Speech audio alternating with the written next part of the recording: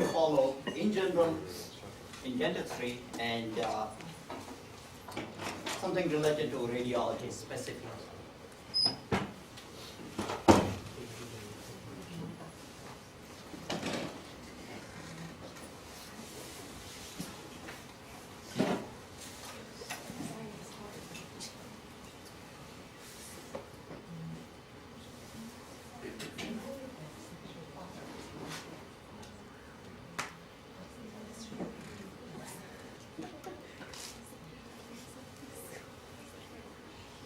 Okay, it's one of your senior students' picture that I took.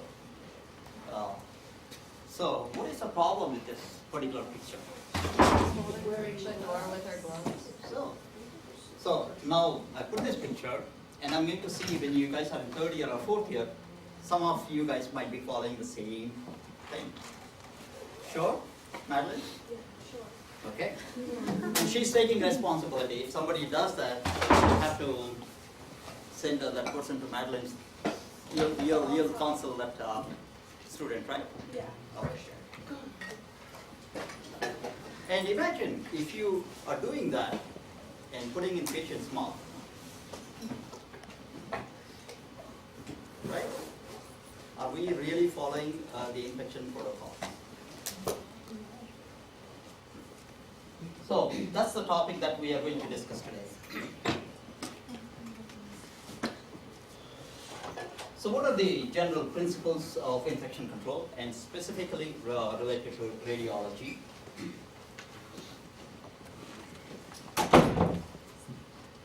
And if you guys want more information, there is a website here, a CDC, and it was released in 2003. So unfortunately, we don't have anything updated from that. And specifically for our dental school, if you go to this website, you can see what are the protocols that we follow at these schools.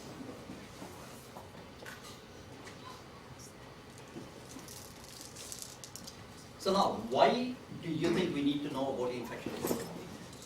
It is because you want to eliminate the cross-contamination from patient to patient, or from patient to the doctor, or from doctor to the patient. And by doing that, we are reducing the healthcare costs and also preventing the infections.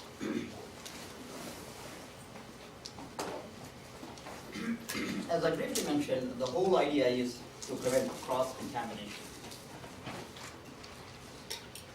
So to take place any infection, there should be procedures, right? And there is a mode of entry, and the host should be susceptible for any infection, like for instance, immunocompromised patient. Then these microorganisms will take upper hand and cause havoc in that particular person.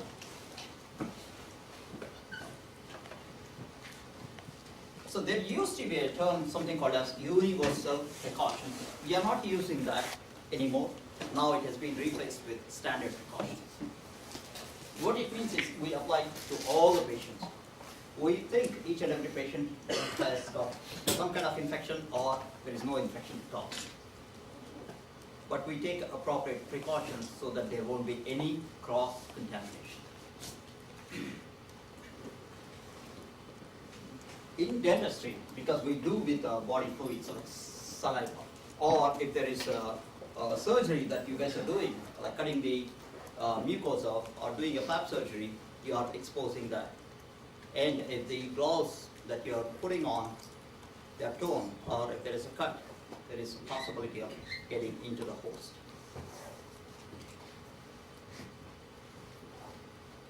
And again, this may look very trivial, hand washing. Come on, we went to kindergarten, we learned how to wash hands, but I'm going to repeat or reiterate the fact hand washing is required. And use of gloves, masks, and eye protection. Eye protection in radiology is optional. In all other clinics, it's a matter that you have to put on for the patient or for the doctor. Because we don't see a lot of splatter in radiology, it's okay. If you think there may be just splatter. Say for example, patient is coughing or kind of getting lost, feeling, then I would advise that you put on your goggles for eye protection. So injury protection, we are not going to do anything today because I think either Dr. Fadul, I think he is going to take over and then he'll discuss, right? You guys have something related to that or no? If not, before you guys go into the clinic, there will be a session on that. So some of the things that we encounter in our dental practices are like hepatitis B and C and of course HIV. They tend to cause chronic infection. So we have to take appropriate precautions.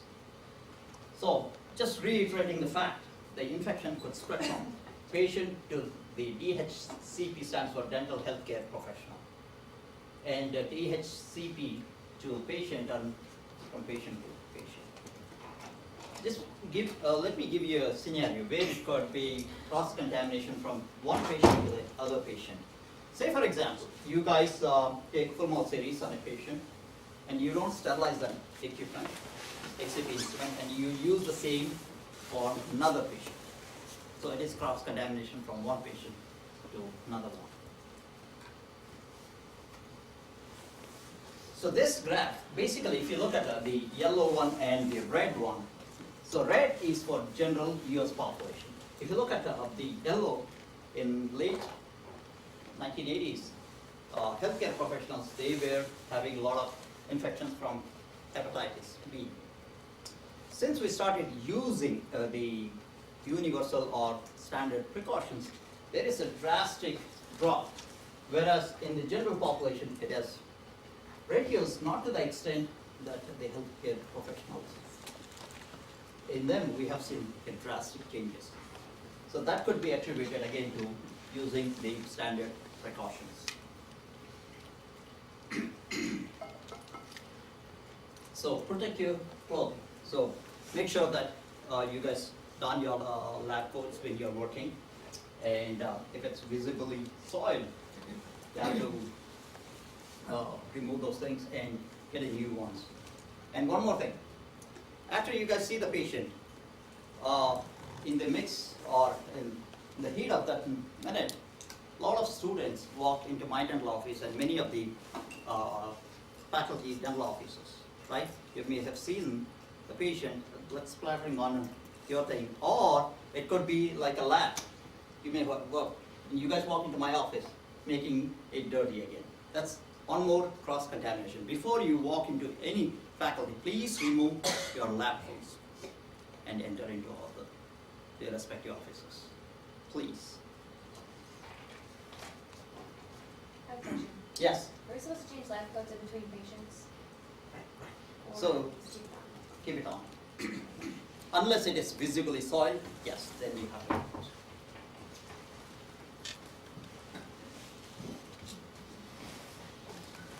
Now, big question, why do we have to use gloves? Again, this may sound very trivial. We are going to still go over this one because, again, if there is a cut on your hands, there is a chance that the bacteria or the microbial organism could enter into the skin, right? Because you're dealing with body fluids. Again, saliva is an example. And always before you don your gloves, please wash your hands. And you have to make sure that before you see the patient, wash your hands and don your gloves, and then remove the gloves and again wash your hands.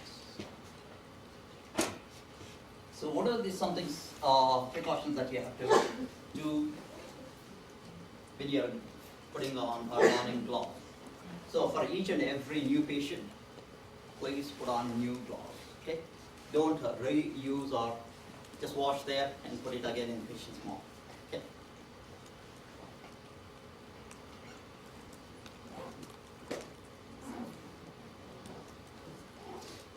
As I earlier mentioned, don't wash and reuse the cloth.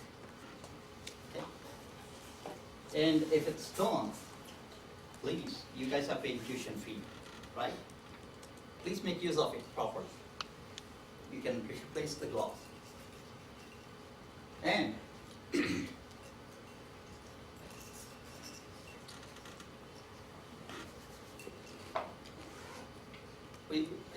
moving on with the hand hygiene. Time and time again, we have seen a lot of ads that talk that you have to wash your hands as many times as possible just to prevent cross-contamination, right? If a person, sick person is entering into the door and you're entering into the office next, and then you put on your hand on the doorknob, the next minute we'll have food. So it goes into GI. So please make sure that you regularly wash your hands.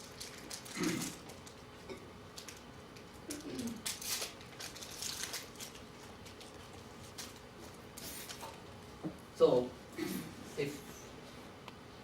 what are the things that you have to do is, as I mentioned earlier, before and after you remove your gloves, please wash your hands. And before you see the patient, wash your hands and don your gloves. At one point of time, I was in the clinic not too long ago, it was like a few months.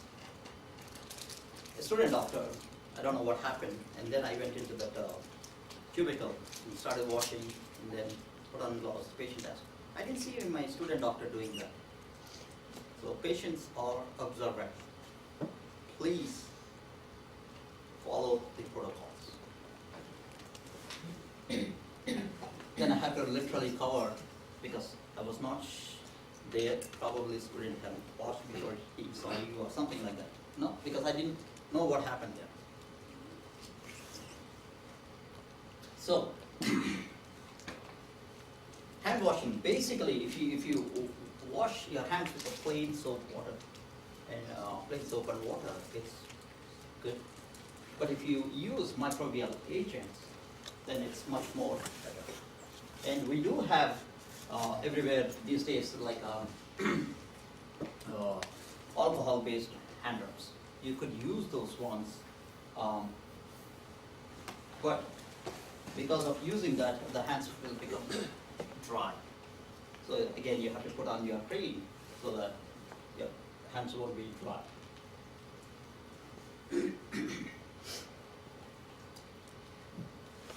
So this is kind of a little controversial. Probably you may have learned that hand washing with the soap is the best compared to all other things. But as per CDC, as you can see here, washing with plain soap is good. But better is if you use antimicrobial soap. The best is if you use any alcohol-based hand rub. Now, you could ask me a question. Why is that we are still encouraging plain soap and water, right? Because if they are visibly soiled, then you can start off with your hand washing. Many places we may not have alcohol-based hand rubs, right? So again, remember, the best is alcohol-based hand rubs. Some religions, they may prevent using alcohol, so there may be some issues. Ethically, they may not agree with those points. For them, plain plain soap and water should be sufficient, or at least it should take care of the problem. As I briefly mentioned, some advantages of alcohol-based ones and some disadvantages are, in most of the places, it's readily available. You can just go there and starting from restaurants to the hospitals, you have almost everywhere, right? And one of the disadvantages is that since it's alcohol-based, one, if there is a very high temperature, it could act as a flammable agent. So try to store it in cooler places. And again, it will cause a lot of dryness on your hands.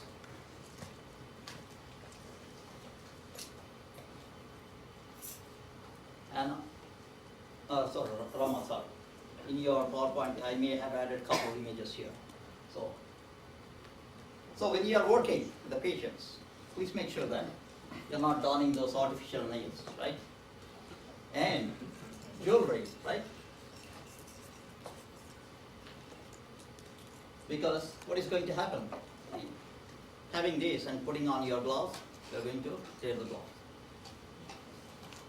And even the nice engagement rings, right? Round ones, they're fine, but if you have some fancy ones, try to take out those things before you guys don the gloves. What about watches? Watches. Good question. What do you think you should be doing? Probably the one or cover. I would highly encourage take it out and put it back. And if you ask me anything on watches, I don't think I read anything. That's an interesting point. But personally, I would take it out and then put it back on after I perform some procedure. These days I'm not performing, I just look at the x-ray, so most of the time I'll be wearing it. So that's the beauty of radiology, right? I can get up in the middle of the night, I can still read the scans.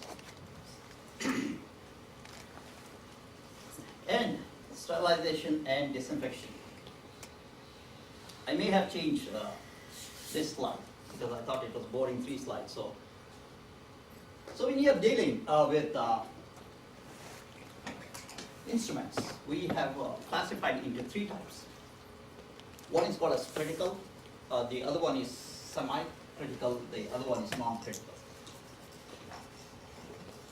So critical, it means we are dealing with mucous membrane where there is a tear, or if you're dealing with a cut.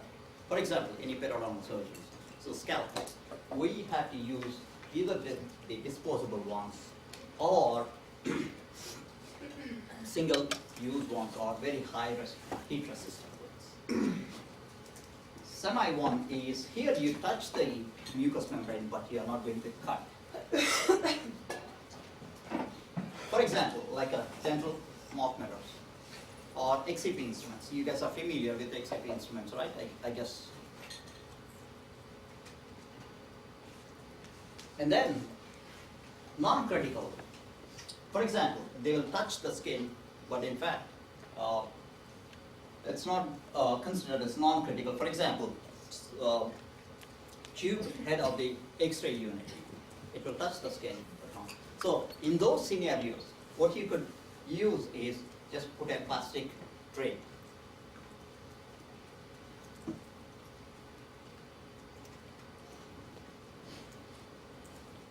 So in your lecture, I think there were 3 slides I concised into 1. That's all the change.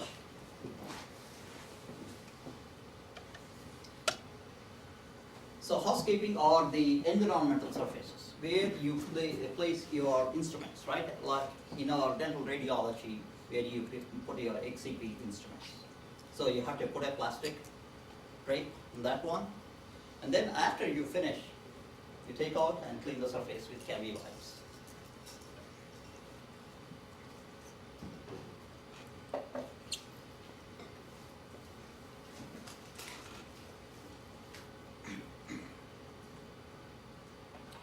We consider something as a clinical contact surfaces. What I mean by that is, like, for example, if you're working on a patient, you touch the light because you're not able to see. So that's the clinical contact surface, and you'll be touching again the patient's mouth. So there is a risk of transmission. The other surfaces, like where you keep your instruments, those are like housekeeping ones. You have to protect both clinical surfaces as well as the environmental or housekeeping areas.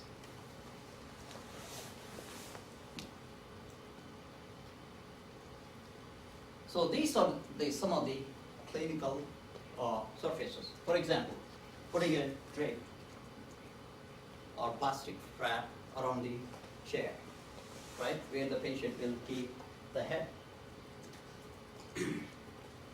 And when you are walking in and out of the office, fortunately we don't have doors, at least in this building, so we are not contacting. But when you have a private offices, you'll close the door, open the door, so that's the area.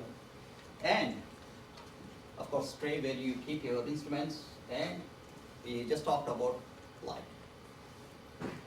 So these are the most common areas that when we are dealing with the patients, they will come in contact. So we have to take extra precautions.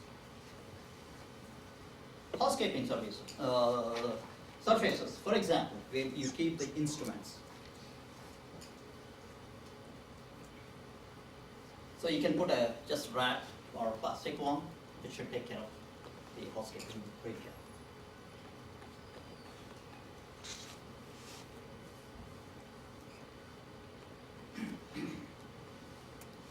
Whenever you are using any type, it is recommended that you guys use EPA certified or registered product only. You guys are aware of EPA, right? So don't use off-market prices. Made in China, okay, so we buy this one, it's cheaper, so no, please, don't do that.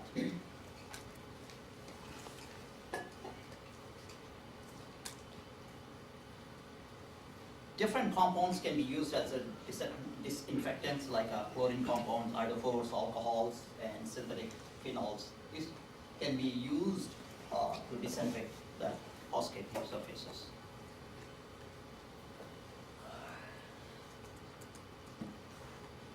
Again, clinical contact surface is very, very critical. It's because there is a high risk of transmission, either hepatitis B, C, or HIV, or even tuberculosis.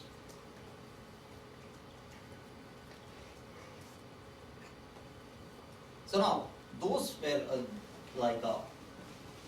general principles that hold good for any healthcare profession. Now, specifically what we have to take care of, radiology. There may be slight differences, but most of them, there may be a repetition of what we discussed.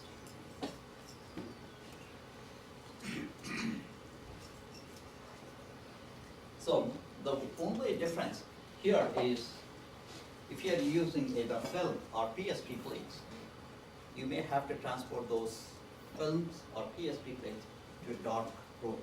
In our case, because we are using direct digital sensors, you don't have to deal with this stuff because you expose the object, you get the picture immediately on the screen. So we don't have to at least deal at this level. But for your boards, you have to take films. I don't know why they are still very fond of films. That's waste of resources, waste of time, chemicals, you know.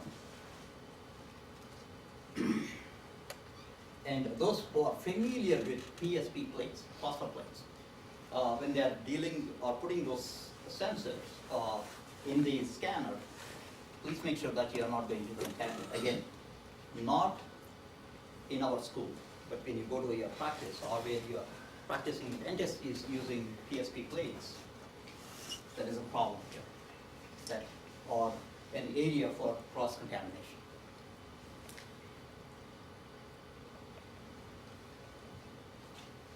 What is the problem with this particular picture? Yes. I can never pronounce your name, so can you help me? Someday I'll pronounce. Bahor? Bahor, okay, I think I should be able to remember. Okay, now, what is the problem with this image? Yes, and I'm teaching that here, right?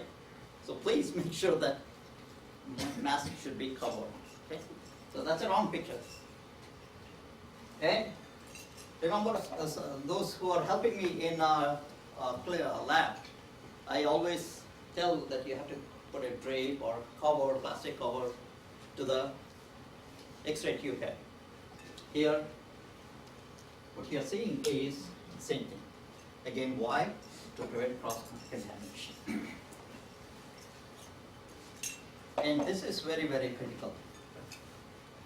Please, when you're presenting a case to me in the clinics, you guys put on your lab coat and walk. Dr. Syed, I'm ready to present the case. Please take it out and come and present the case. Okay. Madeline, you're responsible for this, right? You'll take care of this one. Okay. And when she is in third year or fourth year, she'll say, Dr. Syed, I never told you that I'll take responsibility. You guys are recording, right, this one? So we do have evidence here. Wow. Now, masks and eyewear. As I briefly mentioned earlier, protective eyewear is optional in radiology. If you think it's required, I would suggest or encourage that give it to the patient and yourself. Put on those things. One of the problems with having a protective eyewear in radiology is because when you put on the eyewear here, when you're taking x-rays of maxillary teeth, that's going to pop up on your image. So that's an artifact. We don't want any artifacts on the image. So that's why we don't encourage or advise that it's a must, at least in radiology.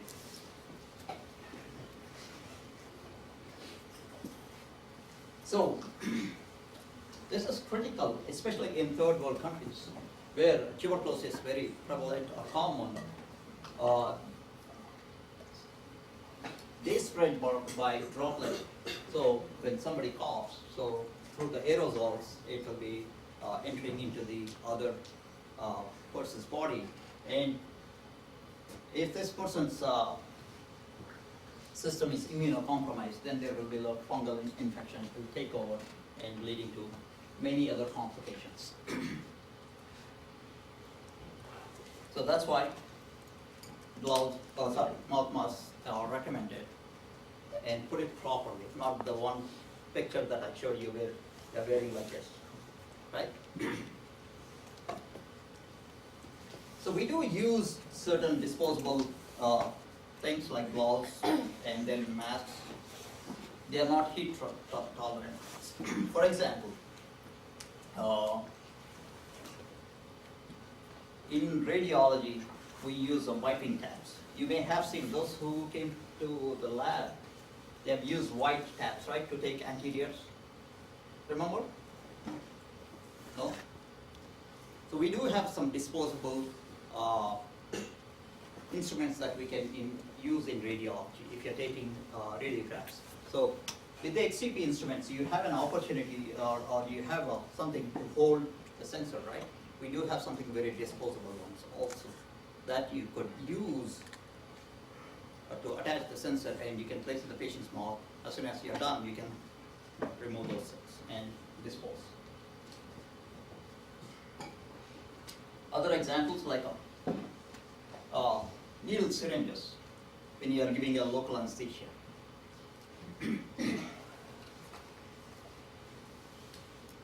So again, a little summary here.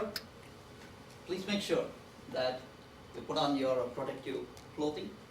Eyewear, again, it's optional in radiology, but in other places it's make sure that you are putting on and the patient is also putting on. Masks, gloves. When you're removing, please remove without touching the skin, right? The gloves.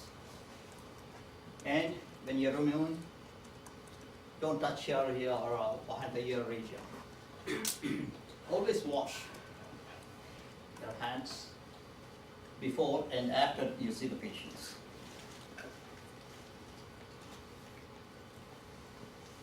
So again, pictures are worth 1,000 words, right? I'm going to show you where you should be putting your the plastic tray here on the countertop, right? So that you can place your instruments. This is environmental, or cause getting it. So as soon as you're done your procedure, what you have to do is take all the instruments and then wrap it, put it in the dustbin. That's easy. And when you're cleaning, use cavi wipes.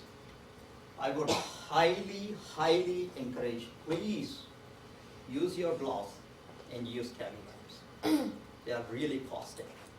So if you're not going to use gloves and you use cavi wipes with your bare hand, there is a very high possibility that those chemicals can enter into your body because our skin is porous, right? So please. Time and time again, I have seen students not using gloves and they are using cavi wipes with bare hands.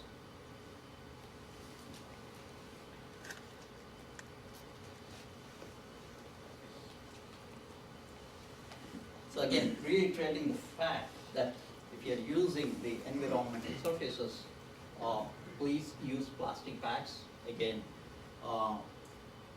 when you think ease, this is the best. When you think of the other way, like plastics, as we know that they are not biodegradable materials, we are causing more harm to the earth. But that's the best for us. If somebody comes up with a brilliant idea, the plastic can be biodegradable, can become a millionaire, like Jeff Bezos, right?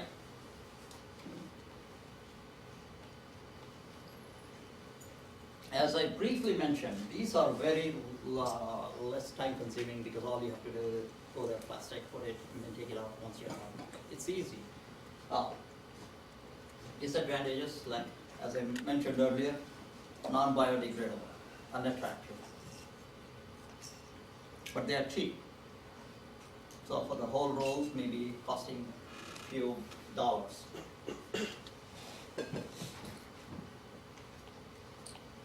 So please make sure that you understand again, there's a lot of repetition. In spite of repeating so much of material and pictures, I do see missing things. So please make sure that you put a plastic bag here, and you guys remember this one, right? What is this called? Sanctuary control panel? Awesome, Brian. Oh, you moved from here to there. Well, I was late today, I didn't want to. Oh, okay. Okay, so this is the most common thing that I have seen in the clinic. Students are so busy in taking x-rays without putting this blue plastic thing, pressing the buttons.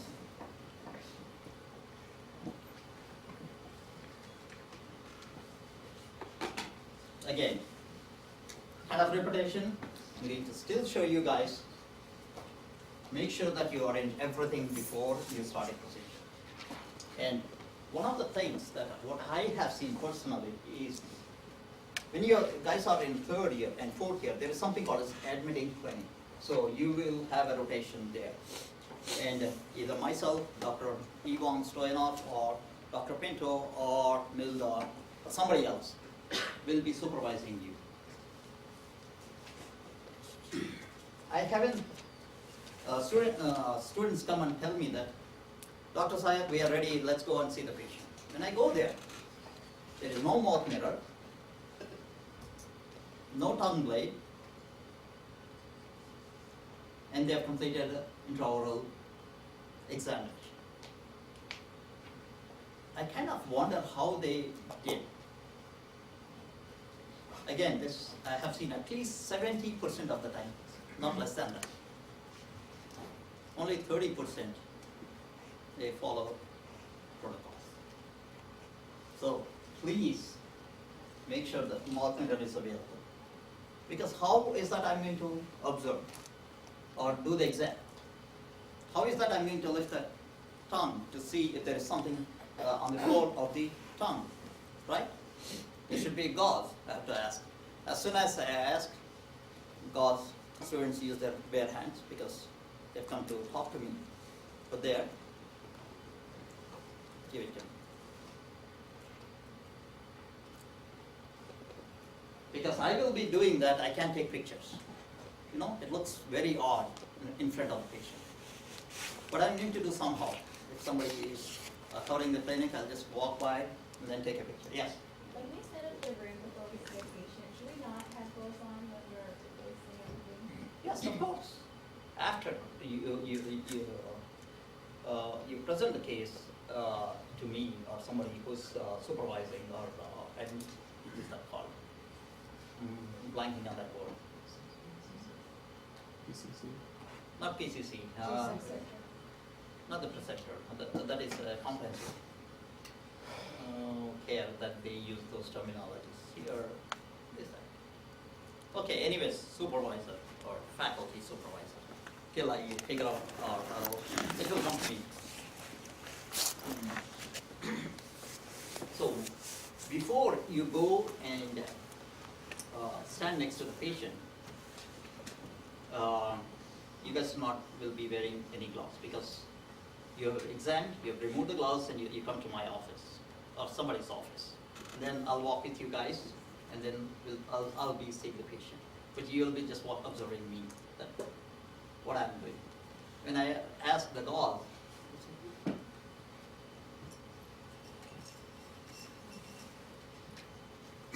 so please make sure that before you start the procedure, have everything ready.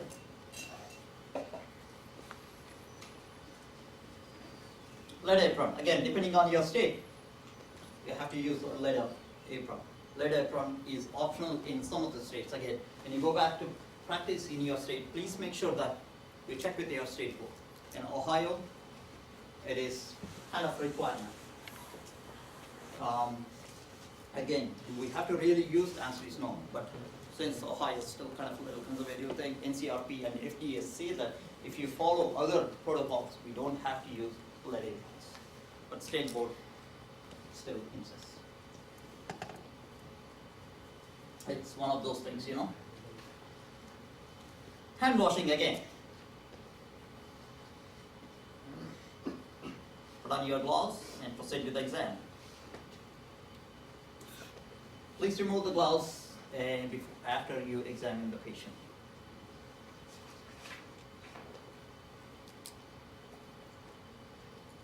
So before you clean up, please don your new gloves and clean the surfaces.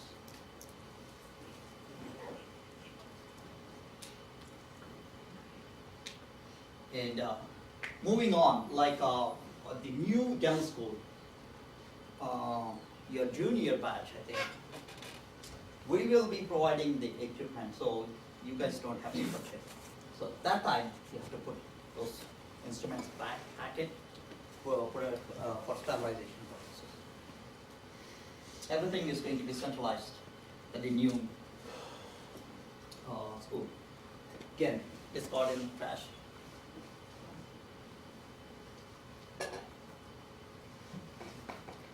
Again, as I mentioned earlier, this is what is going to happen, a new thing at the new dance school. So wash the instruments and put it in the sterilizer bag, and somebody will pick up, and then they process.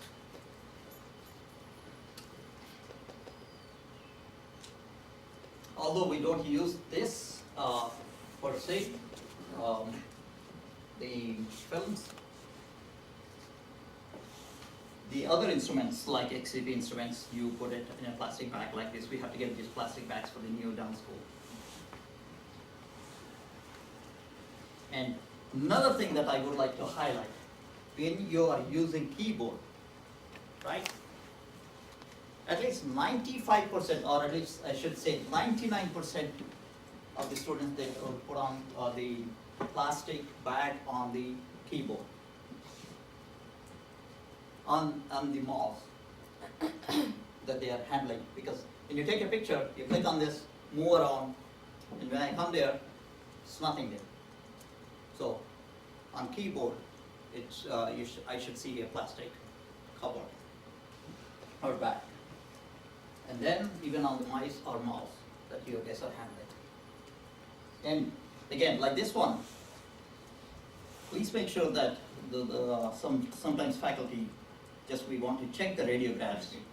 Please remove that plastic thing before we see, because if you touch, again, it's contaminated, right?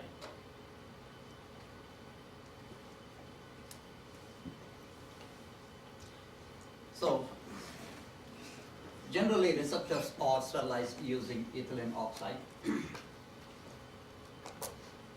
All other instruments are autoclaved. Now, the instruments that we use or the sensors that we use are CCD or CMOS. Last week we talked about CCD and CMOS, right? Do you guys remember anything about that? Yes? I just had a question about the last slide. Okay, go ahead. It said apply fresh surface covers, and then I was told by like a few board leaders that we're not supposed to do that because they don't know if it's. Yeah, that's true, that's true. So it's supposed to do it. So here at this particular school, they say that you don't put on the fresh bags. Yeah. So the new student or student that is going to use, he or she will put on the bags, everything. At a different school, we used to do prepare everything for the next patient or next student. I thought that was really nice, right? Well, different perceptions in different counties or different schools. So when you are using CCD, back to my question, what is the main difference between CCD and CMOS? My favorite student, Timor. Not sure. Robbie? Not sure, okay. What does it stand for, CCD? Good question, oh my God, okay. Mallory? Where is Heather? What? You used to sit there, right? No, I usually sit here. No, a couple times I saw you sitting there. When? Gwen and her friend used to sit here somewhere, yeah. Anyways, that's not important, okay, fine. CMOS.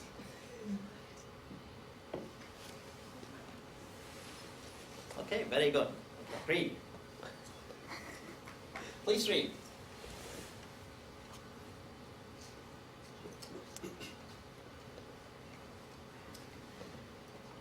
So when you are putting, using the CCD receptor, please make sure that before you use on patients or in patient's mouth, put a plastic envelope. And then after you put that thing, don't again hang it there. Because again, it is an area for cross-contamination. So once you put the plastic thing, you have to put it on the countertop or the table that you are using for taking pictures. Read. I'm not going to give. If I'm giving answers to everything, what is that? You're going to read. Right?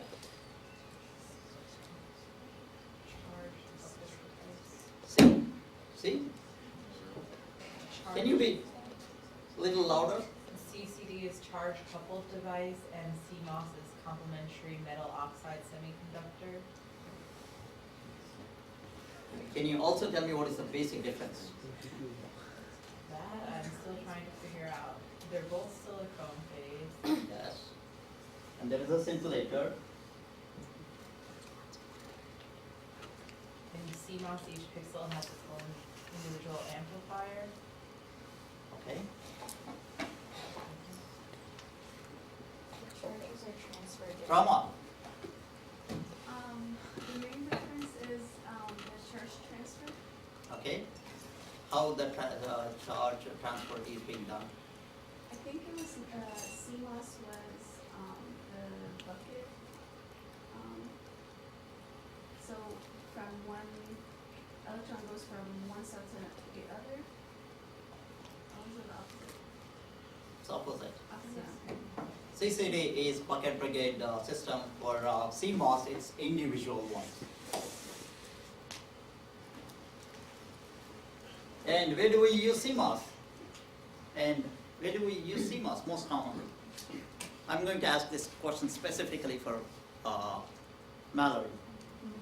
Because last week you were looking at portrait mode, remember? Yeah, I figured that out. Yes. So where do we use CMOS most commonly? I gave you biggest clue, portrait mode. And we take a beautiful dash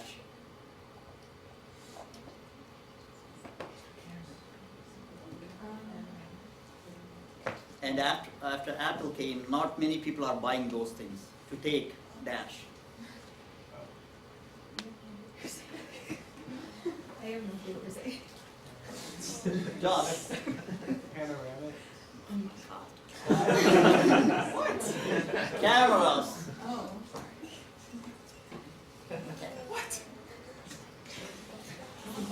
So CMOS is commonly being used in cameras, okay? So it's an older technology, but they started using to get the images in digital radiography as well. I'm sorry for this. I know.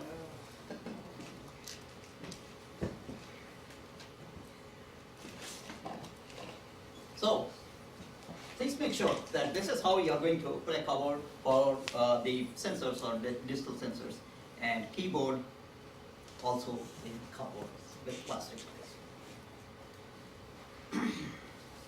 When you are cleaning up the CCD, please take out the plastic wrap around the sensor, and then use Cavi wipes to clean the whole wire and even the sensor active and the back part of that. So you know that sensor has got two sides, right? One is white, the other one is black. White side is the active area, the black is the non-active area, where the chips and components would be there. Unfortunately, like Apple, it doesn't have front end camera and back end camera. So we have to use only one side.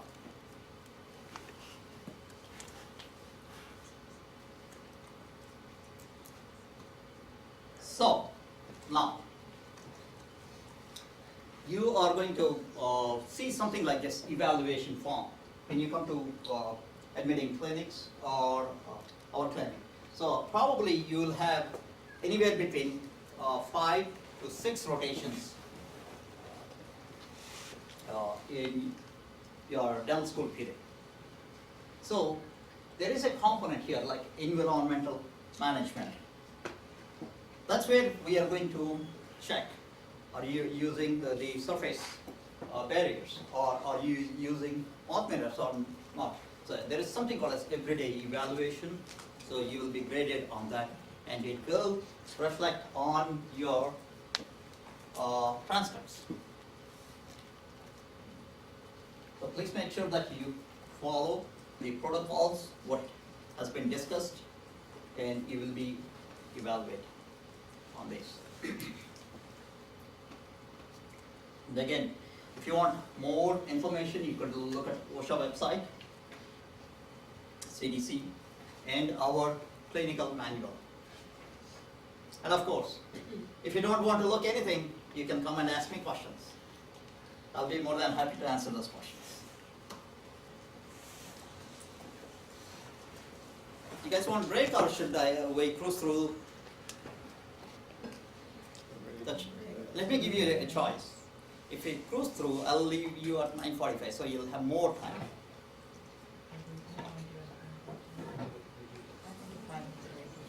Break? Okay.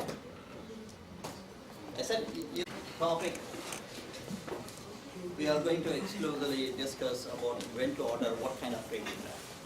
That's the lecture this hour.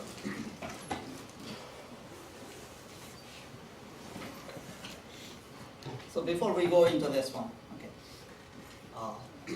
let me ask you, when do you order radiographs? After you do the oral exam. After you, is that the question? Can you be a little louder, sorry? After you do the exam. After we do the exam. After you look inside that mouth. Okay. And you see something suspicious. Yes, Robbie. When you need them. Okay. It's a good answer. You don't take them when you don't need them. Yes, ma'am. What is necessary for treatment planning?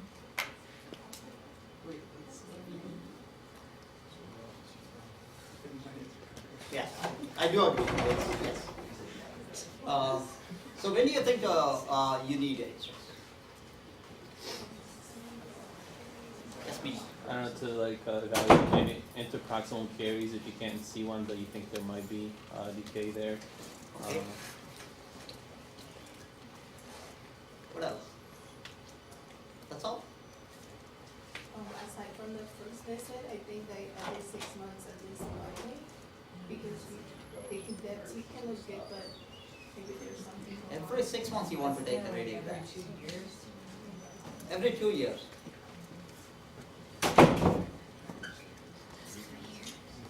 Yes. Also, does it depend on like their caries risk as well, and like their past history, their past dental history? Okay. Patient comes in with any pain or any issues, emergency patients. Can I make a suggestion here? After you moved from there to there, you started talking.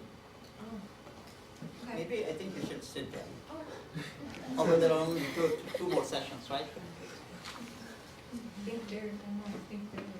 I think that spot is very nice and kind of evolving, you know, bubbling with answers there. Okay.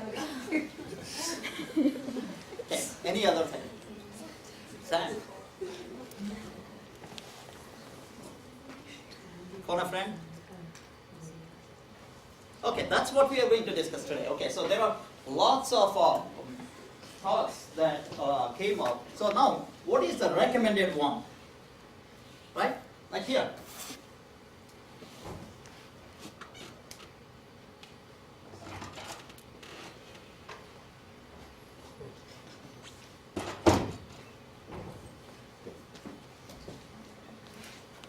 So which one is right? Neither, right? So yes.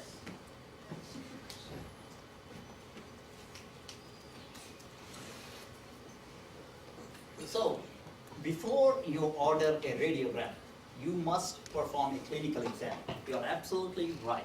I'm sorry, I did not get your name. It starts with letter T, right? Well,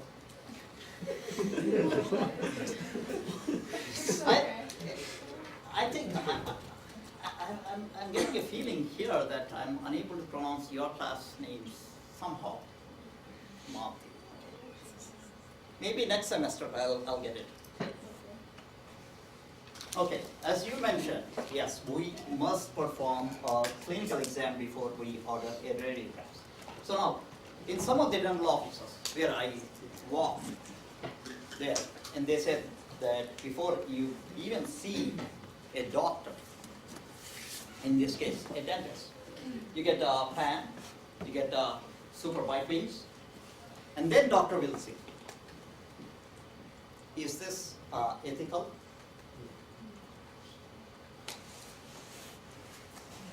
No.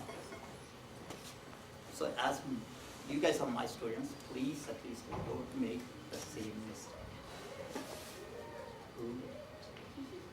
Oh, really? Okay.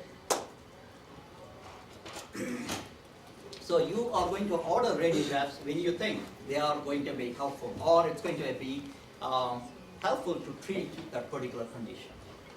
If you think it's not going to be of any help, then there is no point in ordering radiographs.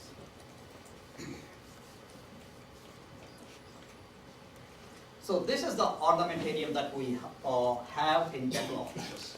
So we have intraoral radiographs like a periapical whitings, and occlusal we do take on few occasions or very rarely, depending on the way you are practicing or what you are practicing. Say for example, if you're looking at surgical things, then you're going to take a lot more occlusal radiographs. But this one and periapicals and white rings, you're going to take most of the time. And we talked about pan some time back, right? So some facts or reiteration of the facts. When you look at the periapical radiograph, you should look or capture the whole tooth, and that includes root and 2 millimeters below the apex, because you want to see if there is any pathology. So this is useful to check if there is carious lesion occlusally or if there is any periapical pathology. And bite wings. Bite wings are really good if you are going to check for interproximal caries, like here. And in perio, they look at the bone height. So they use this as a baseline and check after, like, say 1 year, the bone is intact there or has it gone down. So this can be used, or bite wings can be used as a guideline to check the crustal bone. Let's see. And occlusal radiographs. If there is any expansion, like, or if there is a mesiodens. So mesiodens is an extra tooth in between two central incisors. Of course, we are going to talk mesiodens, all those things next year, spring semester. So if there is any expansion here, then we are going to order a occlusal radiograph. And PAN, of course, we discussed the advantages, looking at third molars.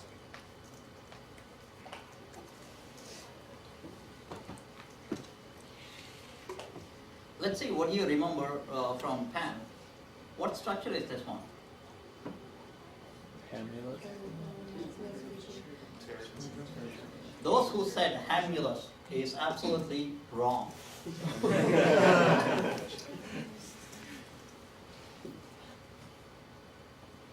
Yes, Robbie. Is that the pterygomaxillary fissure?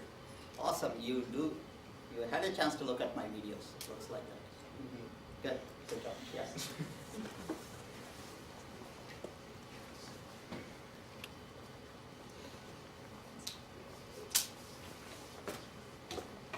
So if you look at this particular slide, if you can follow a selection criteria, we can reduce 75% of the times the exams that are unnecessary.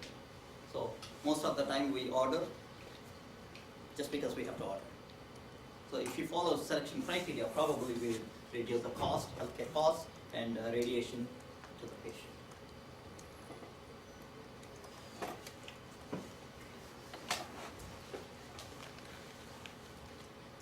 So if you have a positive finding, or say for example, if the patient is complaining of third molars that are not erupting into the oral cavity, then you can order a PAN, depending on that.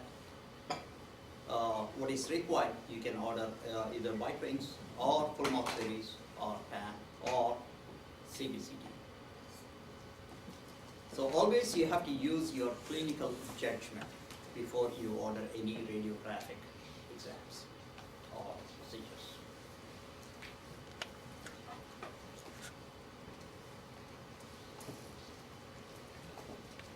The questions that we are going to discuss are today, first of all, do we need radiographs? And if so, what time and how frequent? Sometimes when we follow the guidelines, we may not, if you don't know what the guidelines, then we may not have straight answers. So like the first or second slide I showed you, right? Everybody, if the patient walks into a dental office, you order full mouth series and PAN. That's one way of thinking, or one school thought process. Others, they say, I'm sorry, I don't want to take because it's radiation to the patient.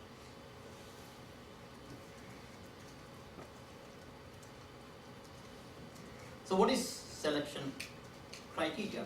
It's a description of clinical condition, looking at the patient's signs, symptoms, and we think that it would be helpful if we order an radiographic exam.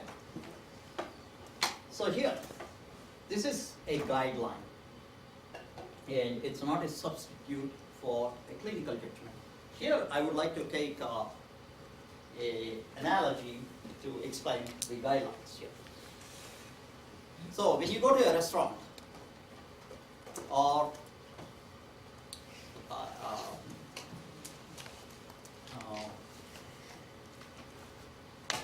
let's say a restaurant. If you visit the washroom, they say that employees must wash hands. right? Before they return to the world. What does that mean?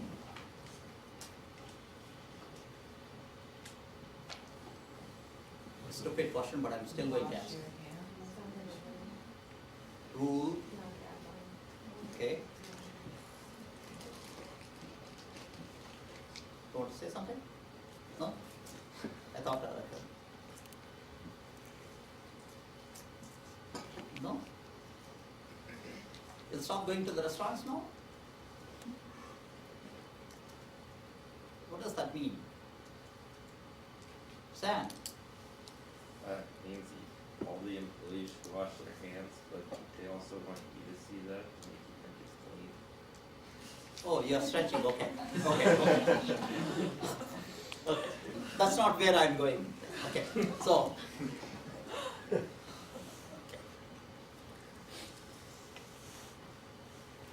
What I wanted to say is employees must wash hands. What about others, like visitors?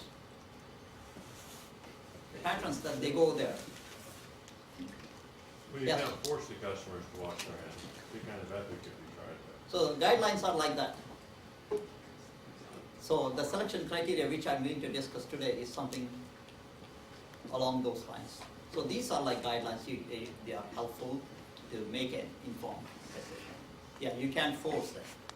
So by saying that, not many dental officers will follow this protocol because there is no enforcement or there is nothing to supervise. Yeah, the thing that is, others we cannot force, like other patrons we visit, where we go, and then whether we wash or not, the law says that, doesn't say anything about us, right? As patrons to that particular area. But employees only, they suggest that they must wash. Again, as Sam mentioned, they could wash or they don't wash, that's a different story, which is completely different.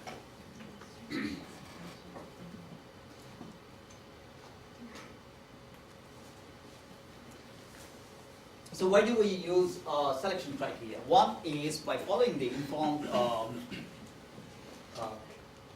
or educated guideline, we can reduce the dose and limit the number of radiographs.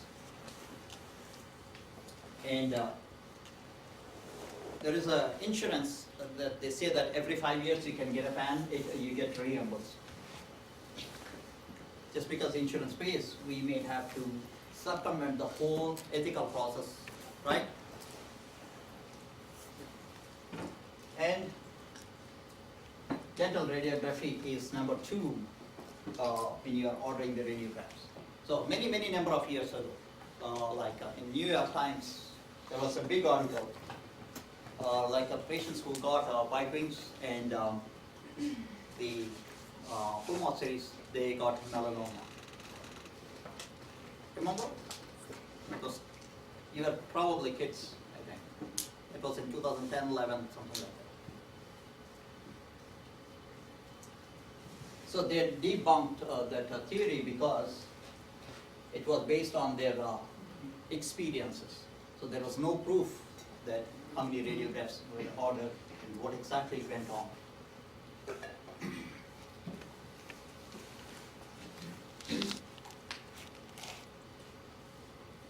So what we base on, like as somebody suggested, that we have to look at the different factors. The factors that we look are like a dental case, or periodontal condition, or growth and development, or if there is any pathology that is hidden.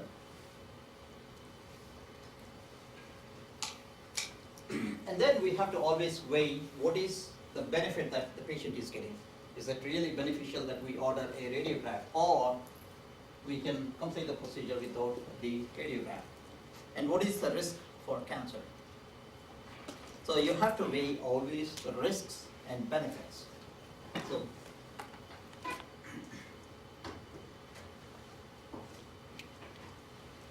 before you order any radiographs. Sometimes for medical legal purposes, we may have to order some radiographs or imaging modality just to prove something that there is, and then you may have to follow some medical legal formalities. So what are the guiding principles that we are going to use, or justification? Is this radiograph justified? And optimization, meaning to say, okay, with one biping, is it sufficient, or do we need a periapical radiograph and a span and a CBC, or an MR? So which one do you want? And dose limitation by using appropriate collimators, for example, or beam limiting devices. You can reduce the dose. Or, for example, if you order a PA, periapical radiograph, that's more than sufficient when you compare with a PAN. You are limiting the dose in a different fashion, but still you are limiting dose. Again, whatever I'm trying to say today is from this whole thing. And if you guys have more patience to read, please look at this. Yes? Should we see new patients without getting any radiographs? Hold on to that. I'm going to ask that same question to you, and you are going to answer that. You guys are cruising, man.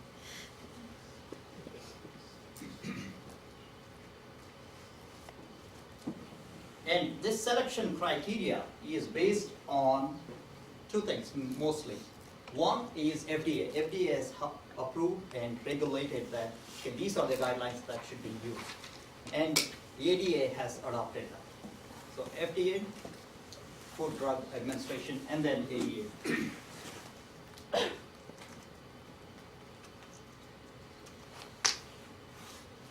So again, it kind of gives you an idea of what are the things that we oftentimes use in our clinics. So for example, periapical radiograph, it has got a very limited coverage. What we can detect is caries, periodontal disease, possibly apical region. So bipings, again, limited coverage, caries, periodontal level, which we discussed, right? And for more series, again, you can check for periodontal disease, caries, and if there is a dental anomaly or if there is any hidden pathology. Occlusal radiographs to see if there is any buccal or palatal expansion. And extraoral radiograph. We discussed about PAN, it's a broader view compared to intraoral radiographs.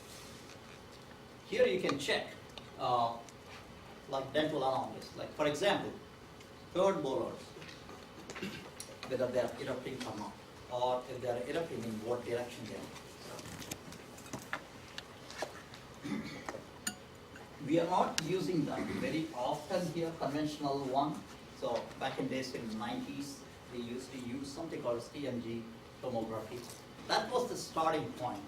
From there, the CBCT has evolved. So it takes slices like this one and they stack together. So this is good if you want to check multiple things like fractures, implants.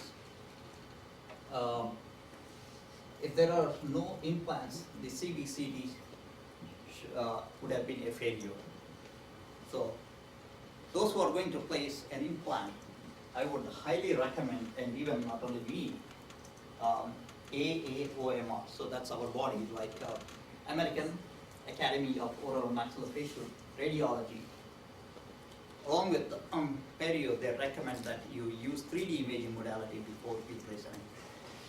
Again, we'll talk those things in detail later on. If you want to evaluate anything with soft tissue, MRI is best. So when I say soft tissue, in our case, what we are looking is like temporomandibular joint. There is a disc, whether it has displaced anteriorly, posteriorly or not, whether it has reduced or not. That's what we most often use for.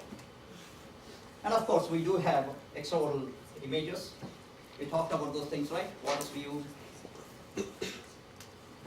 jug handle view. Remember? Let's see. If you can remember, what is jug handle view is used for? Julia. Checking for zygomatic fractures. Wow. I'm very impressed, Brian. Thanks for helping, Julia. So the guidelines are also based on type of visit. Is it a first visit or is it a recall visit? That's what we check. And dental status. What I mean by that is whether the patient is having full dentition or partial or completely edentulous. And then risk group, meaning to say that high risk for dental caries, low risk or intermediate risk. If you look at this particular website, this is the guideline that is posted on clinical manual. It is adapted from ADA.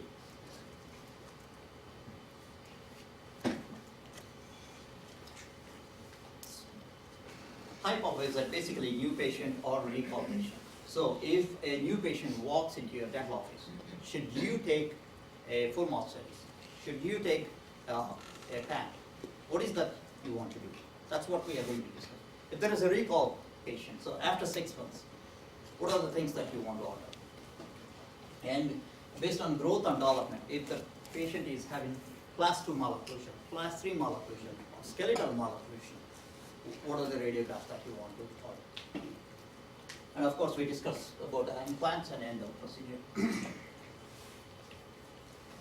Dental status is like child, whether they are having primary teeth or mixed dentition, or adult. In adult, you have edentulous or edentulous, and of course, adolescent as well. Risk group, like high risk, low risk, and high risk for periodontitis.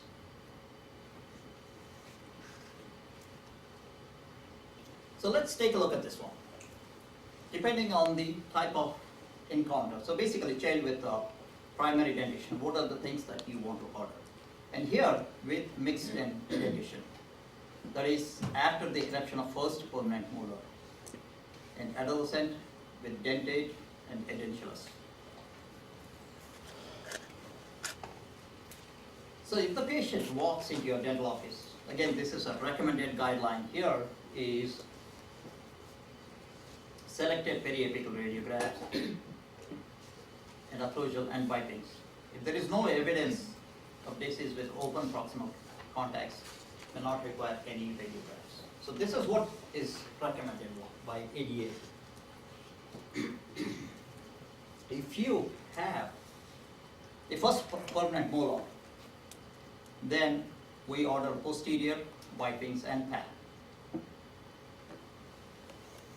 And here, if the patient is completely edentulous, depending on the clinical signs and symptoms, we can order just PAN because there are no teeth, right?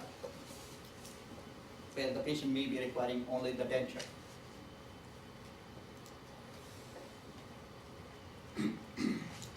So there is a slight difference between this and this. Here, you could order an adolescent patient or patients with the dentate is full mouth series and a PAN, because third molars might be erupting, there might be other pathology.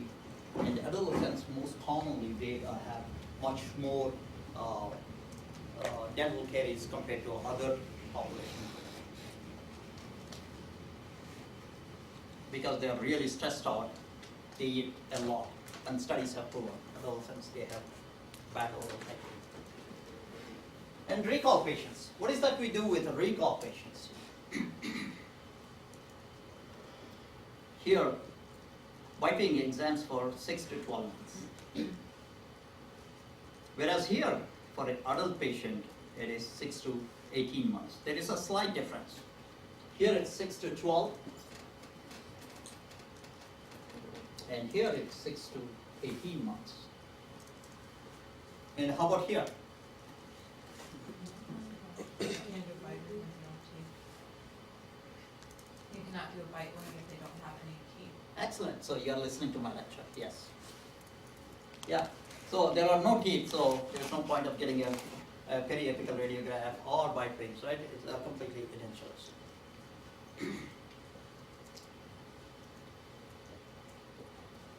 And here, this is for the high risk. And what if the patient with no clinical caries and not, oh, yes, Brian. With an edentulous patient, though, would you not want to track bone loss over time? Or bone resorption over time? Okay, you could do with PAM. Okay. So we order a PAM, that's sufficient, yes. Had some questions? No?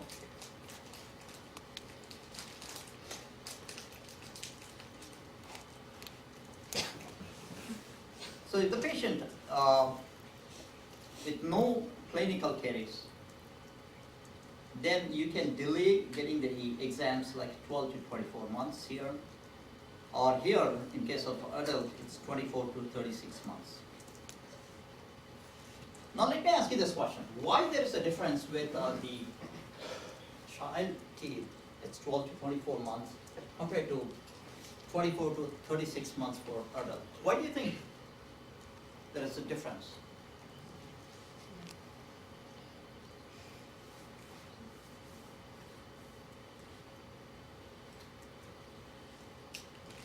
You guys, yeah, go ahead. Children's dentition is transitioning, so they have more potential for cavities in their baby teeth because they have less enamel and pressure. Excellent. Can you be a little louder so that Brian can hear? He said, he just told me that through telepathy he can't hear.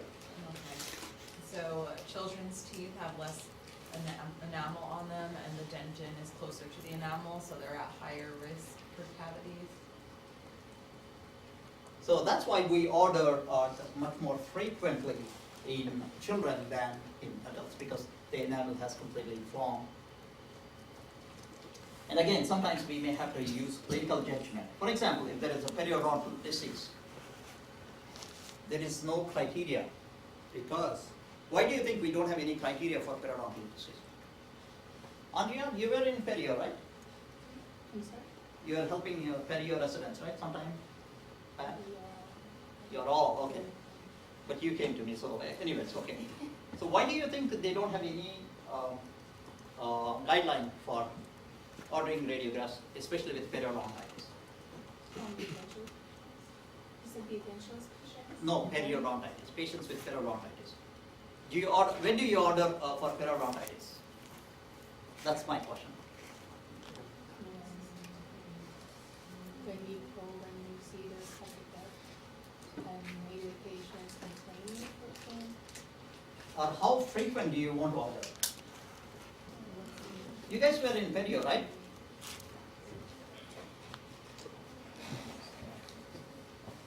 Should you order every 3 months? Because don't they come in for a checkup every 3 months? She's going to become a billionaire, so just by taking radiographs. So for periodontitis, because it's kind of a disease process, it doesn't have a what do you call it? A cyclic process, meaning to say that this periodontitis will have waxing and waning. So sometimes it will be very active and then it will go into phase of dormant. Since the periodontitis behaves in a different fashion, so clinically you will have to check and then order the radiographs. So that's why for periodontitis we do not have anything strict. Okay.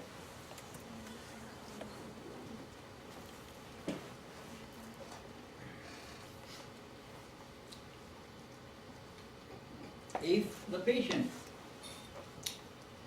is having with a problem with the growth and development, we order a PAN. And of course, you have to use clinical judgment to order further imaging. For example, CBCT might be required. How it is, the growth is happening.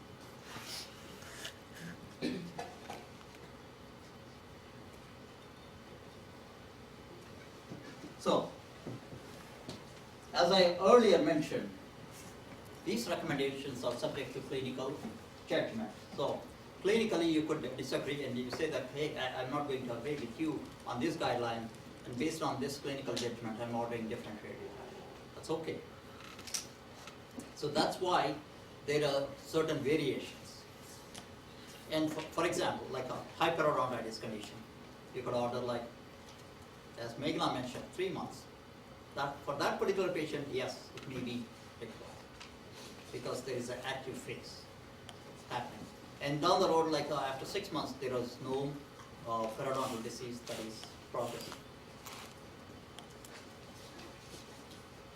And what we have to do is we have to review the medical history and dental history, then only order radio tests. And every precaution that we have to take to minimize the radiation, like using digital x-rays, thyroid collar, and then Lidipron. And of course, my favorite one, rectangular collimation. When we move to new dental school, I will be coming and watching you guys. And those who don't use, they can get an email from me that they're kicked out of this clinic for a week's period of time. So you guys are going to be losing a lot of clinical time. Okay, don't make me a bad cop. It's on you guys. Okay?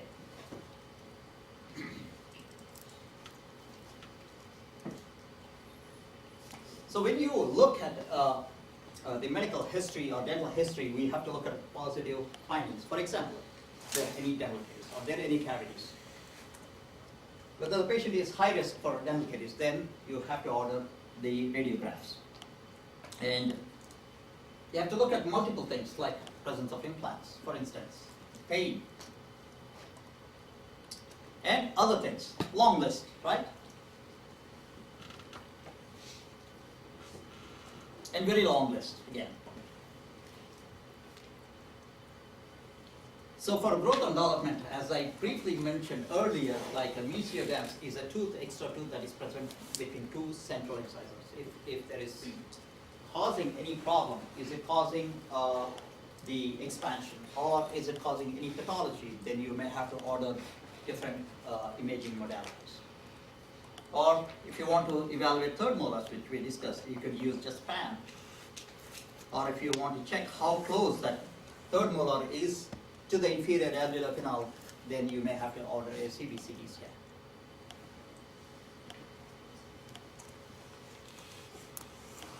So this is the protocol that is recommended. First you look at the history. If the history is positive, then you look at the clinical exam, and then you order radiographs. And you follow a selection criteria,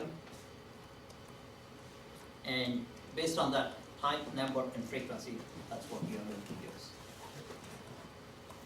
So this is one example here. I think we may have a few examples. Let's look at this particular one. If you see a new patient and a child, and they have only primary teeth, then you are going to order posterior white. Only if you cannot see the proximal surfaces. If you have a mixed dentition, then you are going to order periapical radiographs, again selected ones, and then posterior wiping and pan. This is the protocol, that's what we are using currently at this particular dental school. So every walk-in new patient gets a posterior wiping and pan. So this protocol or policy may be changed when we move to new dental school, because what is happening is if you don't look properly on the panoramic radiograph, you're missing few things, and it has happened in the past. So just to avoid any medical legal issues, we are, or at least I'm proposing that we get a full mouth series and then pan on every walk-in, new walk-in.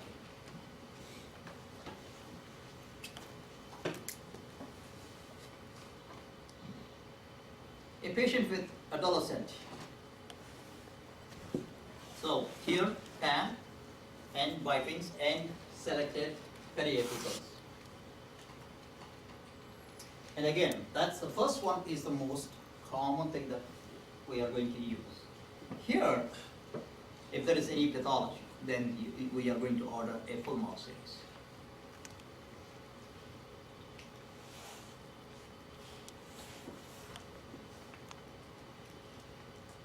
If the patient is a new and edentulous, then we can get only a pan. That's enough, because we don't need wipings, we don't need periapicals, right? Unless if there is occult pathology here, or you are suspecting something, then we are going to get a periapical really there. For example, if somebody has extracted a tooth and the part of the tooth is left out, a root piece is left out, in that scenario, we may take a single PA of that region PP value.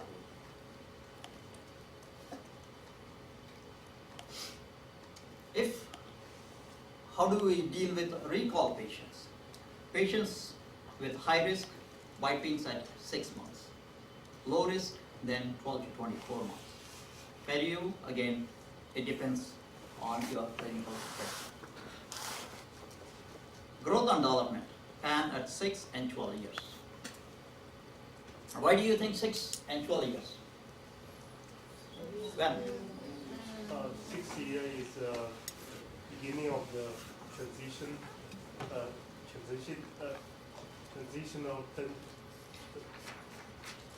mixed teeth, and the 12 is complete of the mixed teeth. That's when we start to see the first molar erupting, right? Yeah. Yeah. And why at 12 years? 12 years is the end of the period. Somebody wants to help when?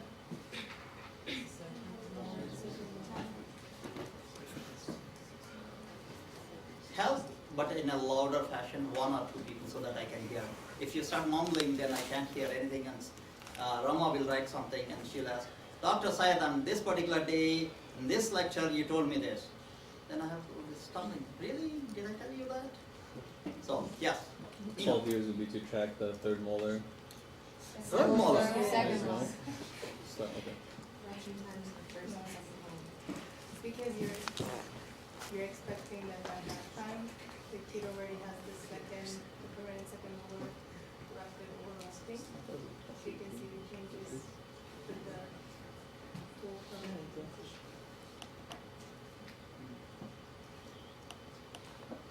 Can somebody help Andrea, please, and help me also? Why at 12 years? They'll have all their adult teeth, excluding third molars. Not still convinced. Think beyond. All those are right answers, but I'm looking for one specific answer. When do you think canines will erupt? Which one I said, I remember. First question. Let's pretend, think Max. So, one of the teeth or tooth that is going to be coming into the oral cavity most of the time, not in straight fashion, is canine. Because it's going to come and hit the lateral incisor and cause root resorption. So, if somebody is coming to for orthodontic treatment, a canine impaction. So that's why we want to get that during that time frame.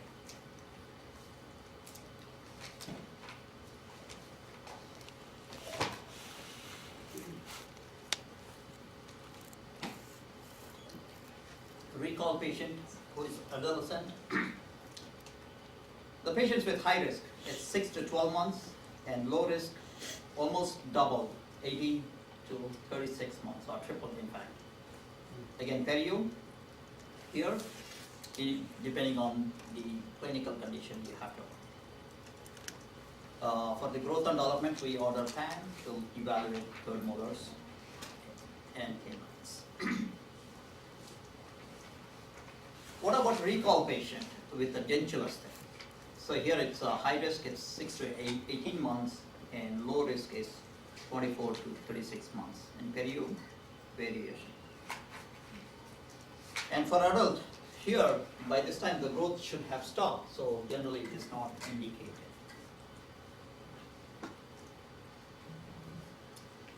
Edentulous patients, there is no question of dental caries, right? There are no teeth, that means no dental caries. And periodontal disease, not applicable, and growth and development, generally doesn't happen at this stage. So with PAN, that's more than sufficient for us. We can get a lot more information with PAN. So, to your question, are there any radiographs where we did not take any X-rays? That was your question, right? No. Kind of. No. You answered her question, right? What was your question, by the way? I forgot. Oh. What, don't you, tell me about like, Do you always take an X-ray Yeah. of your patient? that one? See, I was correct there. Okay. What instances you don't want to take a radiograph on new patient? Yes. You have a patient coming from another dentist. Okay. You have previous experience in the PFC. So when you say previous X-rays, is it 5 years, 10 years, 20 years?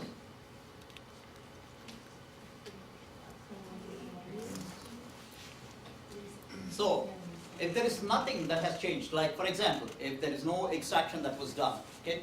So when you look at the intraorally, there are like 20 teeth that are present. You see the same thing on the full mouth cells. Not much has changed, then you can use it. But there is a change. There is a very apical pathology that you're suspecting. Or if there is extraction that was done, then you have to use your clinical judgment and then get different set of radiographs.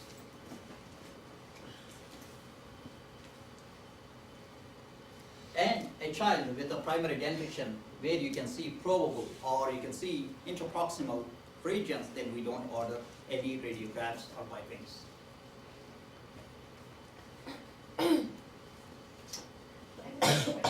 Yes. So with that child, that you just put there, Uh-huh. what if we don't take radiographs and then it turns out they have a pathology that you couldn't see? Can't we be sued for that? Of course you'll be so. So that's, remember that for the same reason that I want to change the protocol for new patient. New dental school, new policies, everything, you'll start hating me at some point. Oh, that guy, oh my God. But even for that child, shouldn't we take radiographs if we can see all Yes. the interproximal spaces? Yes.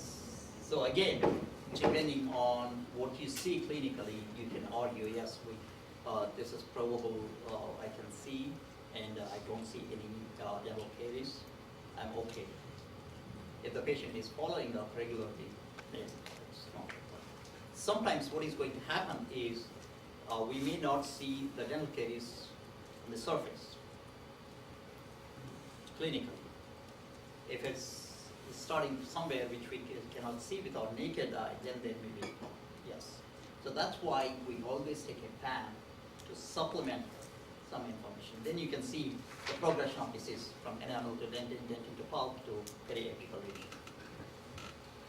And then when you look retrospectively, oh, I missed. So things can happen like that, you know. But the whole idea is, how can we avoid those things? Again, remember I told you, you can use always your clinical judgment to justify. No, I'm not confident. No, clinical, I'll order a bypass. Yes, nobody is going to question you. So there is a change in the order, like for an adult versus children, is because in children the enamel thickness will be very thin. So that's why we order at 6 months period time frame compared to adults where we order 12 to 24 months.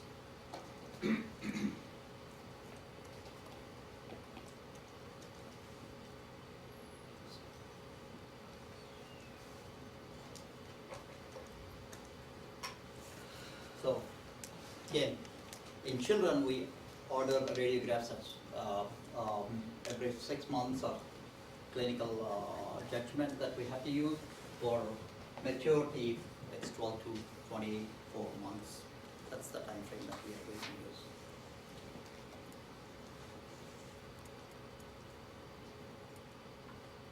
Sorry, 12 to 18 months.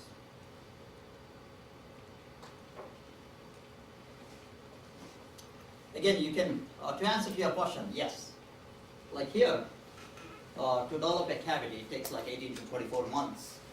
So that's one of the reasons we don't see a lot of patients, because they don't complain, they don't have any problem. By the time the cavitation has developed, it will be too late. And they say that dental treatment is very expensive, because in the first place they never came. So to start off, you are going to see, like again, I think next week we have a dental caries, right, topic? Rama, is that true? We do have next week class, right?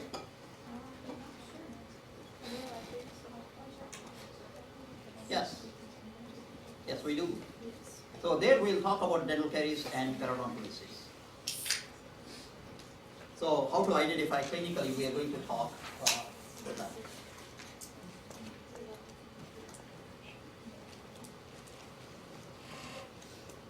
So if you look here, why there is a 2 to 3 times longer when you compare with a non-risk patient is because we use a lot of fluoride toothpaste, right?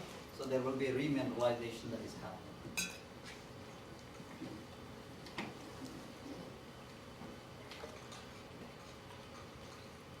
And to answer my question, why we don't have any specific time period for periodontitis is it's not regular, it doesn't follow a path.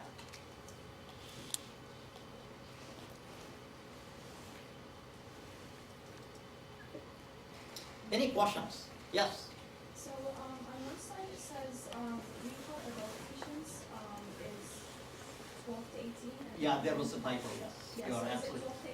12 to 18 or Look at the first one, that's the ADA recommendation, yeah. I think it's, it should be 12 to 18 to 24 months, I think. 18 to 24? Yes, double check on that ADA, yeah, there was a typo, yes. Any questions, guys?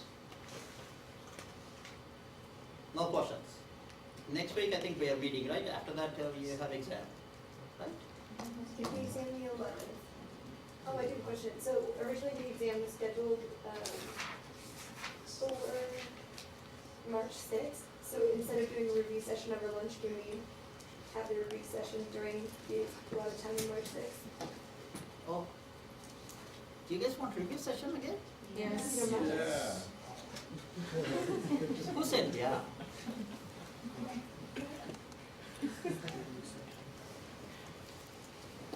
Okay. Thank you. Okay.